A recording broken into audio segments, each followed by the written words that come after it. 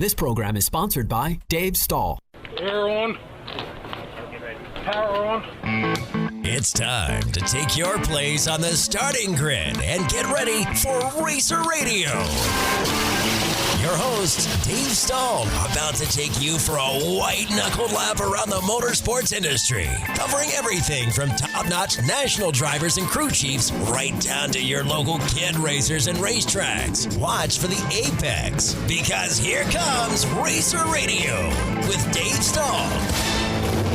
All right, folks, welcome. This is Racer Radio, FM 96.1, AM 1170, The Answer. This segment is brought to you by San Diego Carburetor and Fuel Injection. Go to stcarb.com if you're not getting the fuel mileage you need. And if you have a Porsche, Mini, or BMW, Black Forest Motorsports, 40 years in the business. BlackForestAutomotive.com. They'll either put your car into race trim or street trim. It's whatever you're looking for. They do the same service as the dealer, and the majority, if not all, the employees have worked at a BMW, Mini, dealership at one time or another, or Porsche. Check them out, BlackForestAutomotive.com. Well, Britney Sandoval came into studio today. She didn't believe me when I told her it was going to be warm, but she was smart. And for her boyfriend, we sanitized the mics, the tables, the chairs. I was totally prepared for her, so she's in good shape. So, Britney, welcome to the show. And who have you got as a guest? Oh, we've got a rock star. We've got a rock star today. Dude. You know, I got to tell you, I'm sure I'm not alone in wishing we were talking about the 2020 season. Uh-huh. But today's guest came to light in the 2019 season. Mm-hmm. We all, this year, the National, this weekend was supposed to be at American Valley Speedway up in Quincy. Amazing track. Mm-hmm. My night ended up in the wall with parts being handed through the window, and I still love this track. And all us dwarf car drivers, we thought we would be up there this weekend, but it was one of the many canceled. Yeah. Today's guest is lucky enough to call the American Valley Speedway up in Quincy one of his home tracks. You're kidding. And today's guest is the 2019 Western States Dwarf Car Association 2019 champion Pro Division. So you're just trying to learn as much off of this kid as you can. Well, yeah, there were a lot of driving lessons, and many of them came from Joe Frock, a.k.a. Frockstar. How you doing, Joe? Good, Brittany and Dave. Thanks for having me on the show today. You do know the next time she sees you, you've got to give her 32 hours of training for this radio interview. Just thought I'd throw that out there. I'll take what I can get. Well, I'll sit through anything if she just make a little bacon. Yeah. Ah, you've been hooked by the bacon sandwiches. That's so funny. So, how long you been racing? Well, my dad raced off-road cars, and I started racing motocross when I was 5 and competed all the way up until I went off to college. And then after college, I got back into racing later, but I didn't start racing dwarf cars till about 2007. Oh, okay. So you've been running a while. Yeah. So I raced part-time 2007 to about 2011. 2011, I really started racing dwarf cars full-time. What did you race before that? I raced IMCA Modifieds for a couple seasons. Had a short stint in a USAC sprint car, a pavement sprint car, and I raced outlaw karts as a teenager. So you sort of put your toe in the water of a few different forms of racing, and I got a sneaky feeling you prefer dirt over asphalt. I do. I don't have much asphalt experience, but I think the first time I raced on dirt, I knew I was done. You were hooked. What drew you to dwarf cars? Yeah. With all that experience. All these high-powered cars, and now you're in a dwarf car.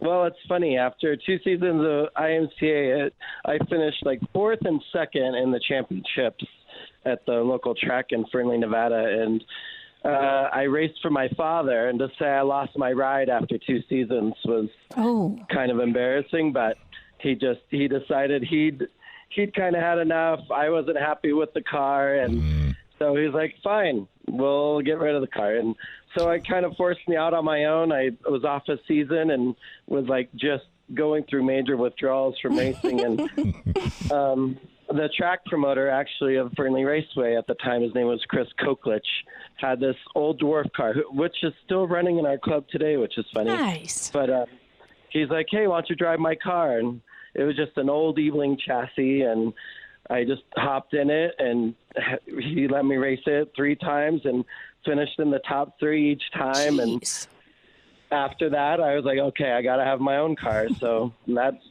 started, and I actually learned a lot just starting my own team and going from there. Well, and I think I hear this story almost every weekend. Yeah, I got out of it for school, or I got out of it for family, but I had to come back. You just have to come back. It's tough to bury your passion. No matter how deep you do it, it eventually will come back. Well said, Frockstar. Yeah. Well, absolutely. And it's a lot easier to work on a dwarf car than it is those other cars. I think so, because I can load this car myself. I can maintain it myself. I could even go to the races myself if I wanted to. Right. I don't need a huge crew. At the IMCAs, I had to bring 2-3 guys. Right. You need a winch to load them, and it's not impossible, but it's sure hard to do it all by yourself. And dwarf cars it's just, it's a real race car, so all the maintenance is the same, but the moving the car around and getting it to the track is much, much easier. Not to mention, when we were running modifieds, we were going through half a barrel of alcohol a night, and wow. and in the dwarf cars, you're going through 2.5 gallons of gas a night. So big difference in the maintenance and the cost of at least the race to race. The original purchase of a dwarf car is about the same as a modified, but the week in and week out price difference is much more affordable. And not only that, I started I didn't get much farther than go-karts. I got into a little bit of sports car racing, but I was into go-karts. And all my buddies were getting into the modifieds and everything like that. And I was at a track with him one time, and he had the wheels off. He had the differential was apart. And I go, what are you doing? He said, well, I got to practice, and I'm just changing everything. I'm getting ready. Oh, okay. I said, well, I'm going to go get ready, too, because my practice is coming up. He said, what do you got to do? Let me see. I got to put air in the tires. Got to put I got to put gas in the tank. Oh, yeah, and lube the chain. Wow. So I'll talk to you later. And I had just as much fun. You know what I mean? Yeah. I like how he said it's a real race car, because I think some people, because of the size of a dwarf car, they underestimate. It's the name. Well, yeah, it's if cute. If you didn't call it a dwarf car, it thinks only little people can get in these things. Well, that's true. It's the same like midgets and sprint cars. Right. Midgets are just as equally hard to drive as a sprint car, maybe even more so because of the short wheelbase. But dwarf cars, they're purpose built. There's not one part on this car that comes from, it's not like an old street stock Camaro where you can go find your parts at pick and pull or something. These are built and meant to race, and that's what they do. And people think they're cute, and they're not. They're most of the time here in Nevada, they're the fastest cars on the track. Yeah. Well, the biggest thing is when somebody says, that's so cute. Yeah, come here, let me strap you in and have you go around the track once or twice. Yeah. That'll take care of that problem. Even just strapping them in sometimes, they won't ride out. Oh, I know, because these cars, people don't realize how fast they are. And if they're not set up right, they could be a little twitchy. Oh, definitely. They could be a handful if they're not set up right. Yeah. All right, hey, buddy, we're going to take a quick break, and you're going to call back in at 3:45? Awesome. Sounds good. Look forward to it. Bye, Joe. All right. That's our man. That's the Frock Star. He'll be back at 3:45. And by the way, I want to thank Britney for coming into the station with me today. It's always a blast when I've got somebody to banter with. And plus, she's a big-time racer. And you've got... Big time. It gets pretty boring trying to talk to you, too, here, Dave. So. Yeah, I know. Yeah, talking to myself, too, doesn't usually fly very well. So, hey, you brought the first guest we had on at 3 back at 3:45. For the people that just tuned in, who is it? This is Frockstar, Joe Frock.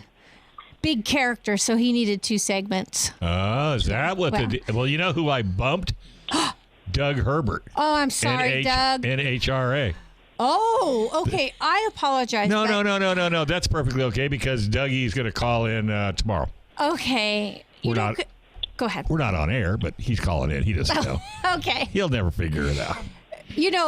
He's the final piece to this puzzle I've been putting together, by the way. Really? Frockstar. Okay. Because, as I mentioned, everyone had their eyes on Ryan Winter, your guest from last month, and Darren Brown, our local boy. Right. But people forgot about Joe Frock for some reason. I'm sure Joe and his camp did not. No.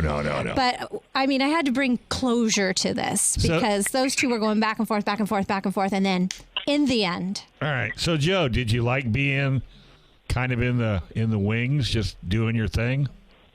Yeah, it was kind of funny because, in the Western states, you can drop a bad race if you have a bad race, and it's kind of the way the points went. I didn't go up to Cottage Grove just because I had work commitments, so I only raced the minimum, which was the 5 races, and those guys ended up dropping some bad races that they had, so I didn't have the luxury of dropping any of the races that I raced. So when they added them up, I knew I had to win the last national of the year to even have a chance, and we went out and won, and those guys just didn't do what they needed to do, and surprise ending, and it was kind of fitting for me because I try to fly low under the radar when I can, but no, it was enjoyable. It was bittersweet because after Friday night I was like, boy, if those guys have any kind of bad luck, I'm going to win this thing. And everyone kind of laughed, and then it came true the next night. Oh, so. Yeah. Yeah, but I heard that you're a true gentleman. You actually mentioned them in your acceptance speech, which I think that's being a gentleman. Well, I think we're all pretty respectful of each other. Sure. Those guys are, the guys that we race with are amazing. Britney could attest to this, but Darren Brown and even like Darren Bryn and Ryan Winter, Ryan Diotti and Sean Jones. They're the top of the dwarf car racing world, and it's to race with those guys is just amazing in itself. But to compete with them and have their respect, and even to hang off the track with them, campfire, is remarkable. Because those guys have great personalities that are fun to hang out with, but you get them on the track, and everyone wants to beat everybody. Sure. Well, your mincemeat for next season once you get started, because you snuck up and took their trophy. Oh well, they're likely to keep an eye. You think they're gunning for him now? On you. Hey, if you see anybody put a bullseye on the back of your dwarf car, rip it off as quick as you can. No, it's nice. I'm the kind of person that could come back the next year and still won't be the favorite to win, so that's okay. Well, I like that. For the listeners out there that don't know, I told Dave, Joe could be racing in the vet division, and he chooses to continue to race against the young guns. And I have personally thanked you. I'll thank you again, Joe. Thank you for staying out of the vet division. Yeah, she doesn't want to see you anywhere near it. I really appreciate it. So to the listeners out there, there's the pro, and that's usually the young guns. And then there's us vets who are, I don't know, the older pros. And then there's sportsmen. The experienced pros. There you go. The gray-haired pros. And Joe could be in the vet division, but he chooses to still be with those young guns, and I admire that. Yeah. So why do you choose to do that? I don't see myself as old yet. I don't want to come to grips with that fact, but I don't know. It's guys. I don't know. They keep me young. It's funny where you got someone like Darren Brown he's like 22, 23, and like I consider him a really close friend, and his dad Bobby Brown. I'm probably closer in age with, and I'm friends with him too. Yeah. So it's weird having friends on both ends of the spectrum, but No, I just tell myself as long as I can compete at the highest level, Which he can. then that's what I'm going to do. So, since you're now an old guy, are you going to stay in the dwarf division? I mean, do you have aspirations to moving up to something bigger and faster and more expensive? No, personally, I don't see myself. At least Good. I'm not going to pay for that.